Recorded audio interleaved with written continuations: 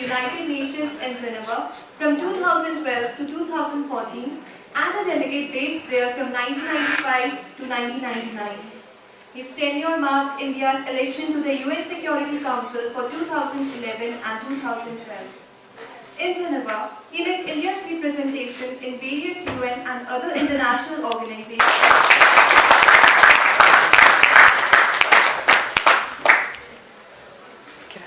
Thank you, dear students, for inviting me over here. You've just heard a scintillating presentation from their Vice Marshal Tyagi about the problem of climate change. What I do is I talk, my main presentation will be of course on India's NDCs as they are called under the Paris Agreement.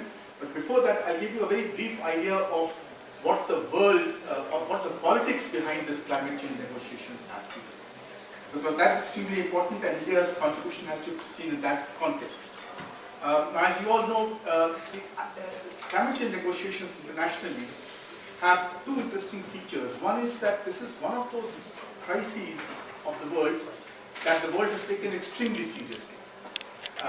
Somewhere in the early 80s, I think it was, that the world realized, or late 1970s, that the globe was warming because of anthropogenic emissions. And thereafter, events moved very rapidly. In 1988, the IPCC was set up. In 1992, the first the Earth Summit took place in Rio.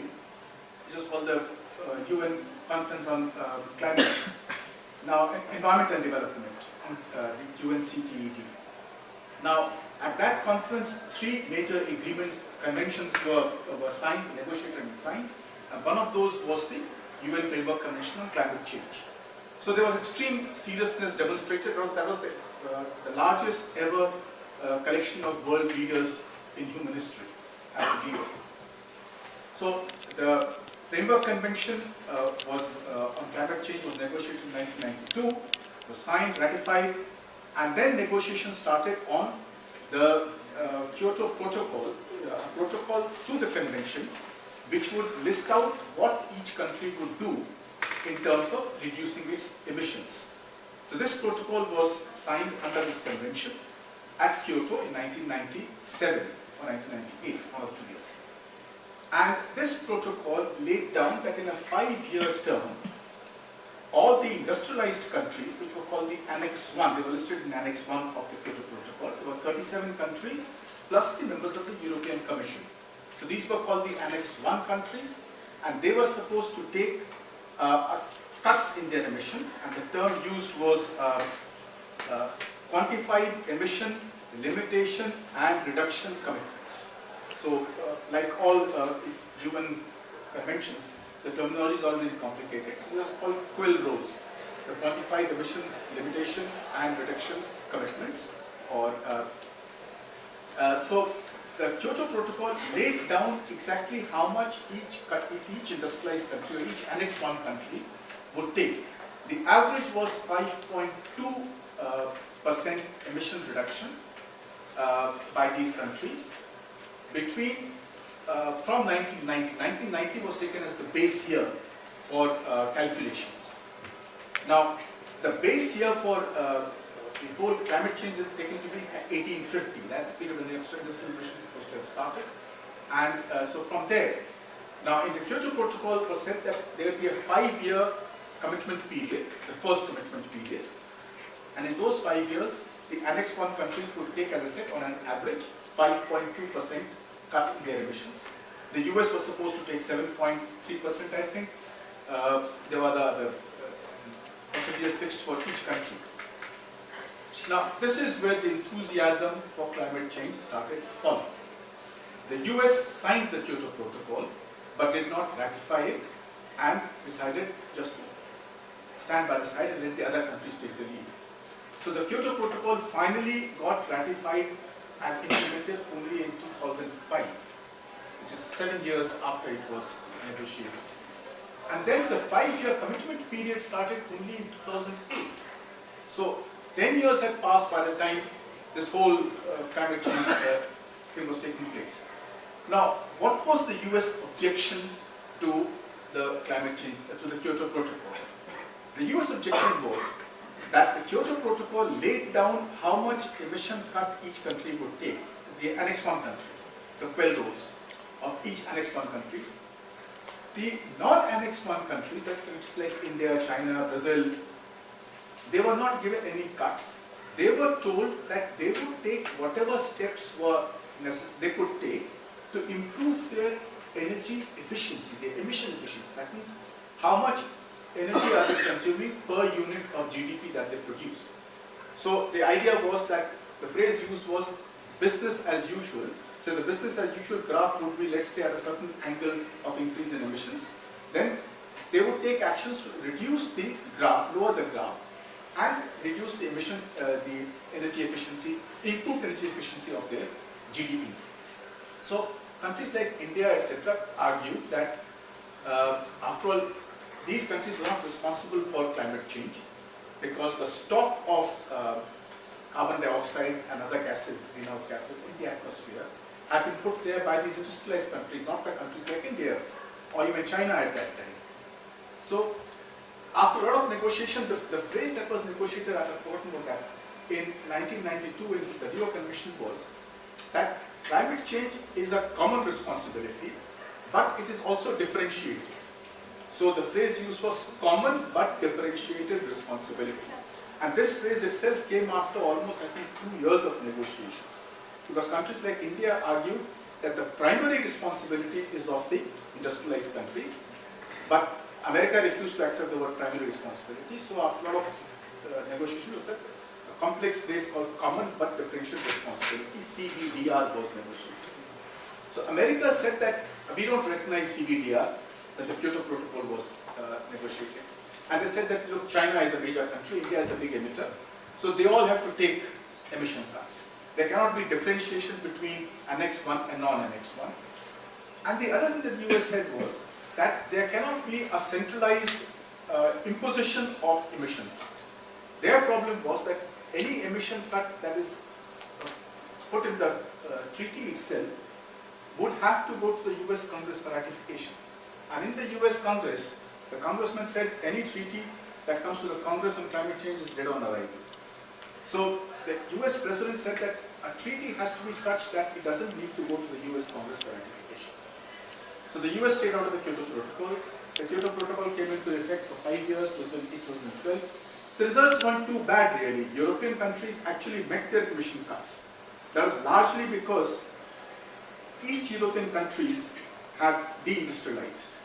So taken together, the European countries actually found that they had met the emission cuts that were required by the Kyoto Protocol, primarily because of the deindustrialization of East Europe, and also because of 2 other factors. One was the 2008 global financial crisis, because of which industrial activity slowed down in most Western countries.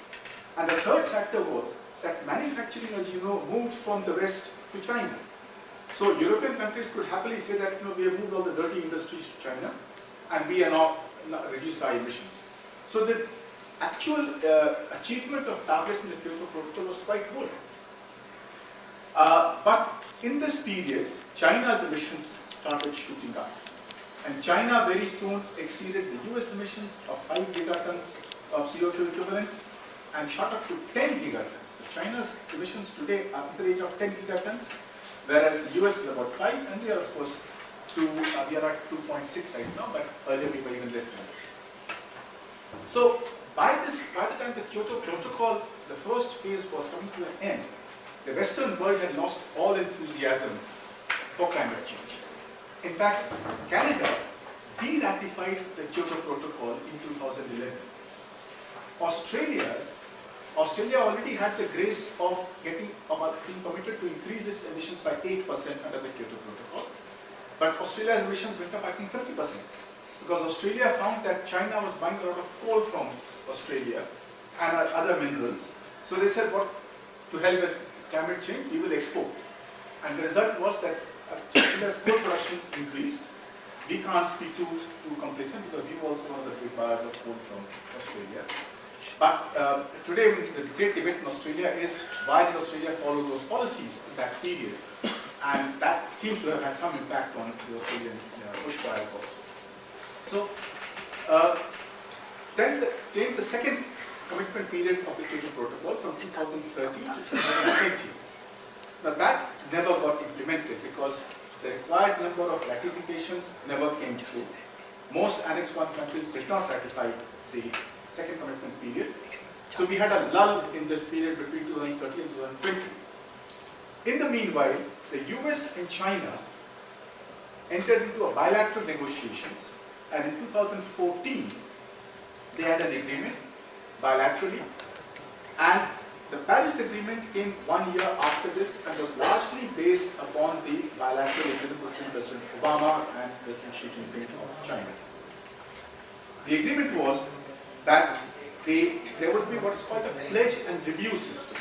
That instead of having a top-down approach where the protocol itself would say how much time each country would take, each country would go and make a pledge. And then there would be a peer review, that is all the countries would turn and review the pledge of that country. So it was a voluntary pledge taken by each country. So this pledge and review system would replace the old Kyoto Protocol pattern of commitments. And the other was that the US would agree to take some commitment voluntarily. And China agreed that China's peaking year would be around 2030. Now, peaking is a very important thing in climate change negotiations. Every country decides that it has reached its peak and now it must go down. For the Annex 1 countries, the peak year is supposed to be 1990. So if they have gone above that, they are supposed to go back. Non-Annex 1 countries have not yet given a peaking year, although some have. China said we will peak somewhere around 2030. India has not yet given a peaking year. And there is some other criticism that is made against India that we have not yet identified a peaking year for our emissions. Now, so based upon this, the Paris Agreement came into being. The Paris Agreement's phrase was that instead of what's called the QUILRO, the Quantified Emission Limitation and Reduction, there would be what's called a nationally determined contribution to the global action on climate change. So a new acronym came into existence called the NDC, not the National Defense Strategy, but the Nationally Determined Contribution to Global Warming. And some even call it the INDC, as the Intended Nationally Determined Contribution. So it's no longer a commitment, it is a contribution. So every country is supposed to give an NDC to the UNCCC Secretariat, where it will be recorded, and then every 2 years the country will give a biennial update on its implementation and any improvement. In any case, every 5 years a country is supposed to give an enhanced pledge, or at least improve upon its previous pledge. And then there will be transparency, and there will be a peer review of whatever the country is pledged. So this is how India made its first pledge, the NDC, in 2015. And India's biennial review was submitted last year, and 2018. And last year it was reviewed, and it is available on the UNFCCC website. So this was the pattern of the negotiations and the difference between the Paris Agreement and the Kyoto Protocol. Now, as you know, in the Paris Agreement, one of the most controversial issues was what target do you set, 2 degrees Celsius or 1.5 degrees Celsius? So the Paris Agreement, in a great fudge introduced by the French Foreign Minister, said it will be 2 degrees and 1.5 degrees also. So the phrase is extremely interesting. It says they'll try to restrict it to 2 degrees Celsius, but also work towards 1.5 degrees Celsius. So both the targets were set in. Now, India's NDC has 3 major characteristics. One is that India will increase its energy efficiency by a figure of 33 to 35% over 2005 by 2030. So by 2030, we are supposed to improve our energy efficiency by 33 to 35%. The second is that 40% of the cumulative electricity installed capacity in India will be from non-fossil fuels by 2030. And the third is that India will create additional carbon sink of 2.5 to 3 billion tons of carbon dioxide equivalent by the year 2030 through additional or new forests. So these are the three main commitments that India has made. India said that India has already taken all the low-hanging fruits. There's another phrase that is used in international negotiation. The low-hanging fruits, whatever can be achieved easily, are called the low-hanging fruits. And now, as India seeks to go for higher achievements, India requires more technology and finance, both of which are very difficult to get nowadays. Otherwise, these are the rest of the NDCs are available, as I said, on the UNFPA website. That is, India has promised to have sustainable way of life, values, conservation, and achievement. It will pursue a cleaner path. Now, in the achievement part of India's NDCs, the emphasis is on renewable energy, primarily wind energy. Solar energy has been a great achievement of India because our installed capacity has gone up tremendously from 2.3 gigatons to almost gigawatts, to almost 37 gigawatts now. Wind energy is another major. Nuclear, of course, is slower, but nuclear has this other issue also. So renewable energy is one of the major areas of emphasis in India. Clean coal, whatever you by clean coal, because one of the problems is that when you have coal washery, the emissions from the coal plant itself go down, but the washery produces water that has to be thereafter cleaned, the water gets contaminated. But anyway, to the extent that super thermal power plants have lower emissions, or it can be at least reduced, it is useful. Then other programs like trying to reduce transmission losses of electricity, in specific industries to try and see if they move towards greater efficiency, like aluminum industry, paper and pulp, iron and steel, fertilizer, thermal power plants. Then there are various schemes that the government has launched to move people from older, more carbon emitting fuels to sustainable and lower carbon emission fuels like the Ujwal scheme, the Swaraj scheme, the Ujwal scheme, metro transport in cities so that you move away from motor cars and individual transport. Then standards and labelling, again to improve efficiency. Then you have energy conservation codes for buildings. Then of course, as I said, transport sector using biofuels and ethanol. So there's a whole series of activities in different sectors, including agriculture and forestry. But the most important of these, as I said, is the third commitment that we have made of increasing our forest cover, so that the sinks, as they are called, the sequestration, that is whatever emission has taken place, that can be sequestered through a natural process. The technologies for artificial sequestration, or mechanically doing it, are still in the very infancy stage. There are countries are trying to do it, but it's not yet come to a point where it can be used commercially. Now, I'll very quickly give you what the other 3 or 4 major players or major emitters, what their NDCs are. The US NDC is to reduce emissions because they are an Annex 1 country, by 26 to 28% by 2025 over 2005. Now this was a commitment made in 2014 by the US by President Obama. Now President Trump, as you know, is no climate champion. He is not a believer in climate change, and he has threatened, and in fact he's already given notice that he will withdraw from the Paris Agreement. That will happen once the Paris Agreement comes into operation, which will be towards the end of this year, I think early next year. So sometime towards the end of this year, perhaps early next year, the US will withdraw from the Paris Agreement. The US emissions, of course, are going up in the meanwhile. China's NDC is that it will improve its emission intensity by 60 to 65% by 2030 over 2005. And it will peak around 2030. So China's emissions are still going up, and it's already twice the emissions of the US, as I said. The EU is perhaps the best performer in this whole scenario. It has promised to reduce emissions by 40% by 2030 over 1990.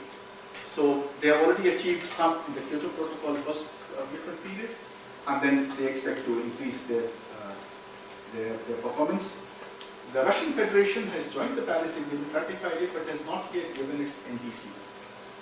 Russia is the 5th largest emitter. So you have the China, US, the EU, India, and Russia are the big emitters. Now, what is the general assessment or view of India's NDC?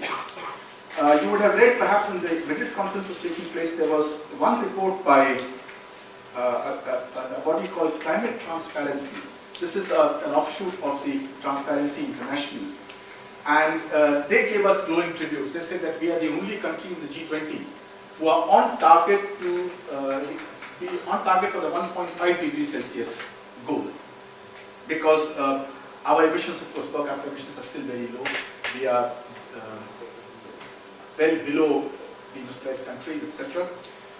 Incidentally, one of the commitments we have made in terms of peaking was made by our former Prime Minister, Mausam, that our per capita emission will never exceed the average per capita emission of the industrialized countries. So that is a long way off, so I don't see any danger of our meeting that. But that's a moving target.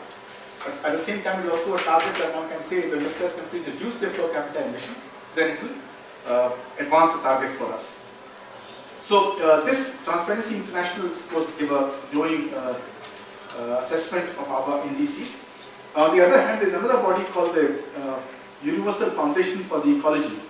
It's an Argentinian body based in Buenos Aires called Universal Foundation. They say that India is okay, but not really very good because a lot of India's commitments are conditional. That is, if there is finance coming, if there is technology coming, then India will meet those targets. So they say that's not very good. And they pointed out that India's CO2 emissions per capita have doubled since 1990, which of course we all know, which is not a very good thing considering that our population also has been going up. So in terms of gross emissions, it is quite high. Then they say that there was this. Now this again, this is gross emissions, and they say that the target of the cumulative target of the forests, that is a very ambitious target, and it is very unlikely that India will meet this target. And as we know, it is very difficult to find a place to plant trees. So that is extremely important for us to be able to meet that target, because whatever sequestration takes place gets reduced from your total emissions. So our emissions, for example, right now are 2.6 gigatons, but roughly 0.3 gigatons are reduced from that because of the land use and land use change, etc. So our net emissions at the moment are 2.3 gigatons. So there is a lot of scope for people to put in at the individual level to contribute to this through personal use of gadgets which are carbon emitting, especially personal cars, and also by planting trees. So I think I'll stop here. Thank you.